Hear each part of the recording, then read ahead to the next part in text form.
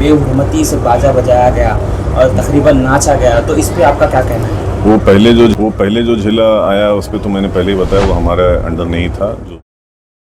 और 2015 में जब मेरे वालिद को मुतवल्ली बनाया गया था, आप यहाँ से किसी से भी पूछ सकते हैं, सबसे पहले हमने एक चीज़ बैन की थी कि उस गेट से लेकर इस ज़नानी दरवाजे तक अंदर बाजा नहीं बजेगा। आज भी लोग, और जब हम झेले की रस्म के लिए अंदर आ रहे थे, बज रहा था तो हमने बंद करवाया।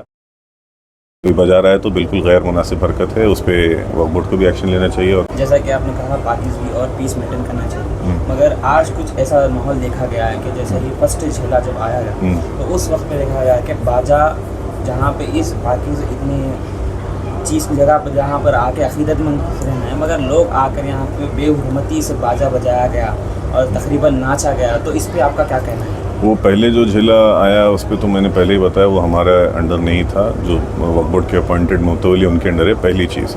और 2015 में जब मेरे वालिद को मुतवल्ली बनाया गया था, आप यहाँ से किसी से भी पूछ सकते हैं, सबसे पहले हमने एक चीज़ बैन की थी कि उस गेट से लेकर इस ज़नानी दरवाजे तक अंदर बाजा नहीं बजेगा। आज भी लोग यहाँ के शाहिद हैं, उस चीज़ के गवाह हैं।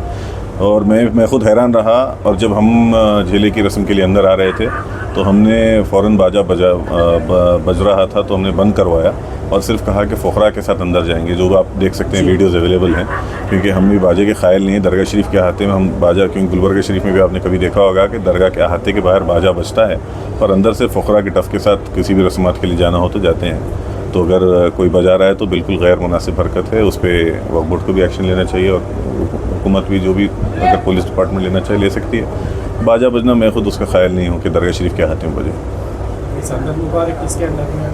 पता नहीं, अभी तो देखिए हमारे यहाँ जो ऑर्डर है वो भी एनफोर्स है, और इनका भी जो ऑर्डर है वो भी एनफोर्स है।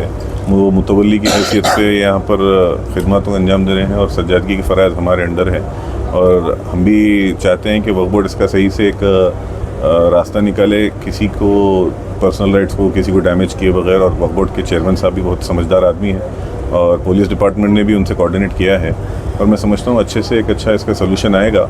क्योंकि ये हैदराबाद की नहीं बल्कि तेलंगाना की तो बड़ी दरगाह में आती है, बल्कि हैदराबाद की सेंटर ऑफ अट्रैक्शन भी है, और क्योंकि सेंटर ऑफ लोकेलिटी में है, लिहाजा बहुत लोगों की नज़र यहाँ है, और साथ ही साथ कुछ लोगों की ये भी नज़र है कि यहाँ के माहौल को ख़राब किया जाए।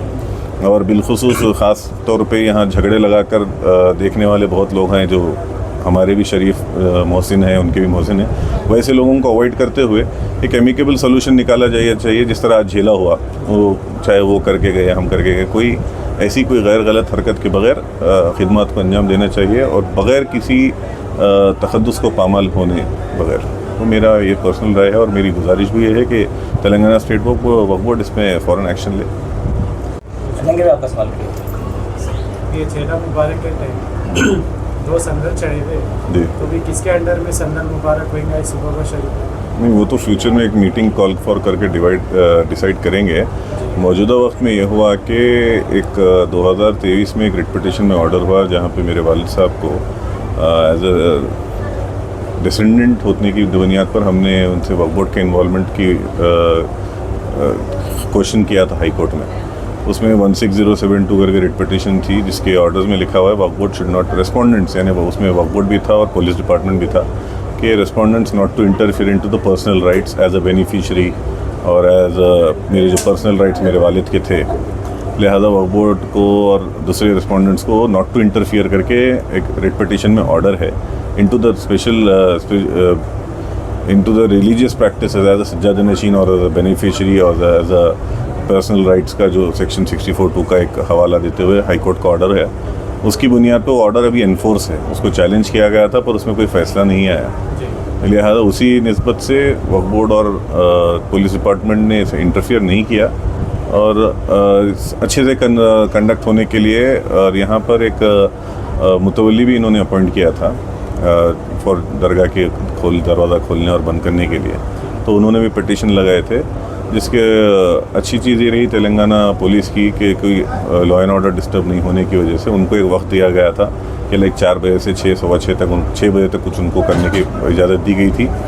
फिर 6:30 बजे से 7:30 बजे तक या 8 बजे तक हमको कर लेने की इजाज़त थी, जो कि मैं इस चीज़ को एक्सेप्ट करता हूँ। मैं नहीं चाहता कि, क्योंकि बारगाह ऐसी चीज़ है जहाँ पे तखद्दुस पामाल नहीं होना चाहिए, और यहाँ की सब लोग इज़्ज़त करते हैं और इतने मानने वाले हैं, तो कोई गैर गलत हरकत यहाँ होनी नहीं चाहिए।